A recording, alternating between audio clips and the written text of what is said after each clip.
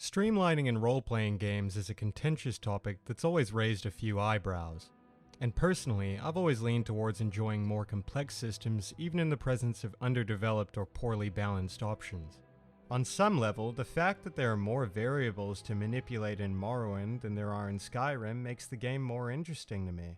But of course, the strength of a role-playing game's systems doesn't necessarily correlate with their complexity or fanciful presentation.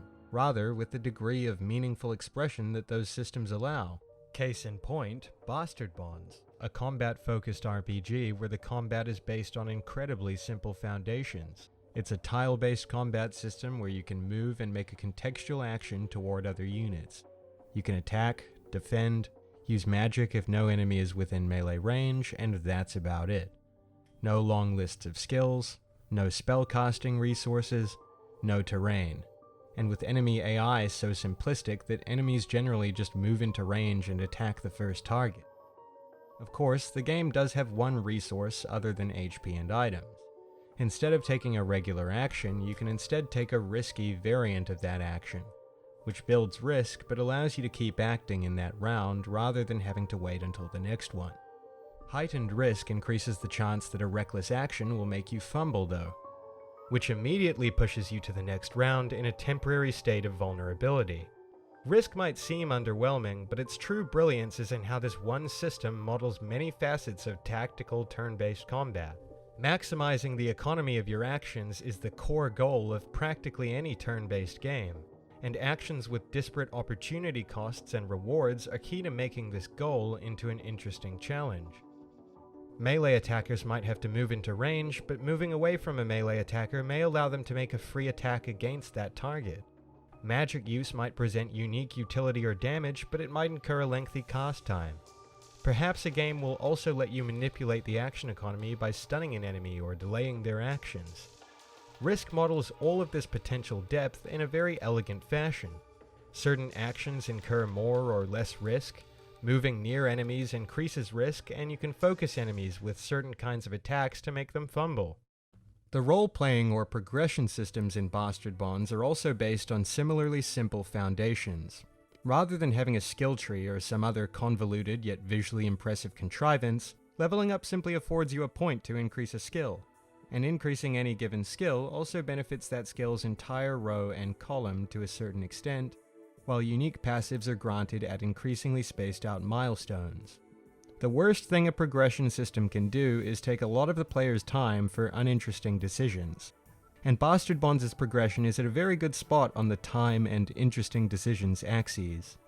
Mages, healers, tanks, physical heavy hitters, manpower generators, and so on can all be optimized in an interesting and painless fashion, and the rules of combat make all of these options feel suitably distinct.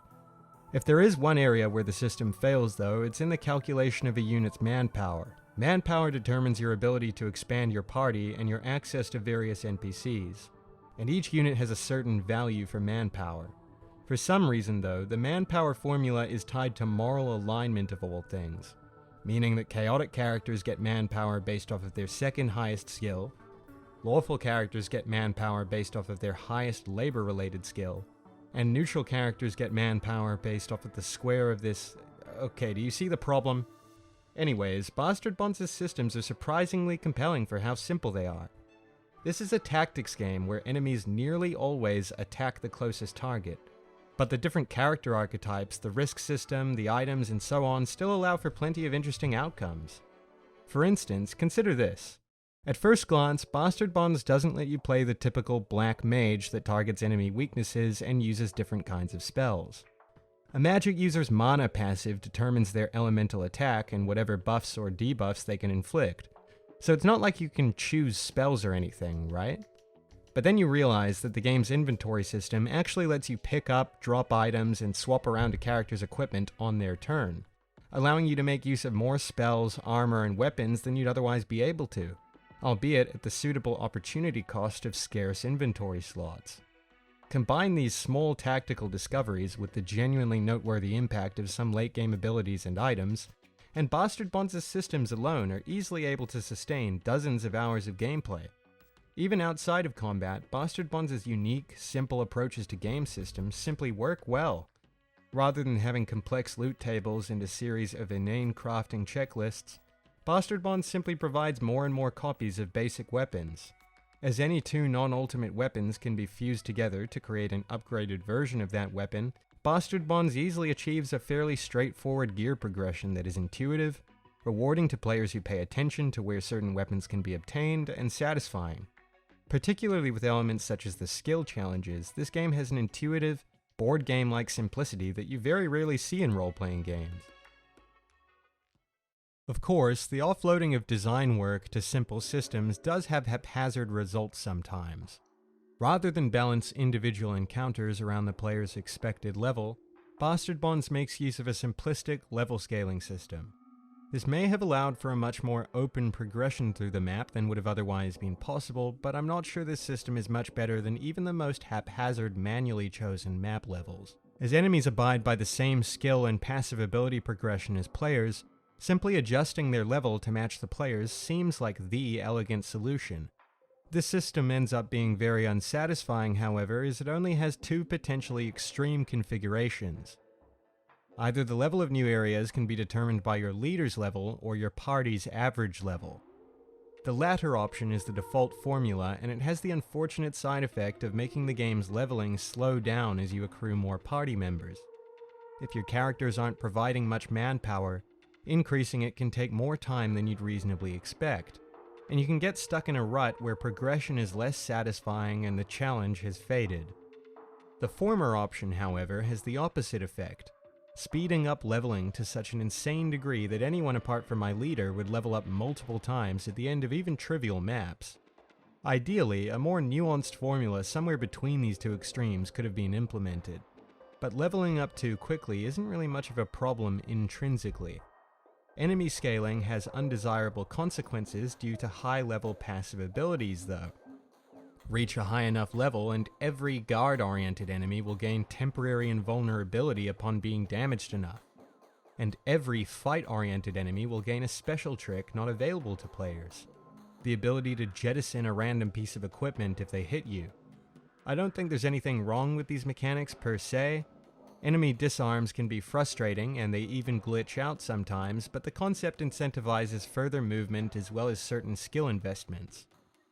But these kinds of mechanics work well when used sparingly in handcrafted encounters, and when made ubiquitous they get old very quickly. In general, I think Bastard Bonds could use a few more handcrafted encounters.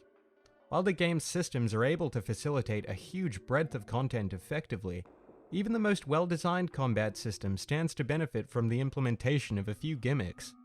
And walking around the map before you stumble across the static enemy placements can only go so far, particularly when you may end up inadvertently fragmenting encounters by only seeing some enemies, defeating them, and then seeing another group of enemies that were presumably intended to be part of the previous encounter.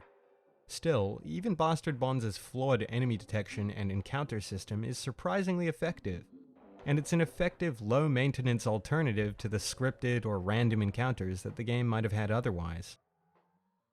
Role-playing games often relish in a computer's ability to model and present complex, gamey systems, but Bastard Bonds has a unique board game-like sensibility where simple rules and systems govern almost everything in a transparent, relatively intuitive fashion. When these systems work, they can provide a highly consistent, satisfying gameplay loop. They don't work all the time, but neither do the more complicated, derivative, and tailored systems of typical RPGs. And Bastard Bonds condenses the appeal of contrivances like skill trees and character classes down into unique systems that are fun to play around with. The success and ambition behind Bastard Bonds' fundamental design is something a lot of developers could learn from. Instead of imitating or elaborating upon the systems used in other RPGs, it's sometimes worth trying to boldly design systems with unique benefits and potentially unique downsides. It just goes to show that sometimes a risk can pay off.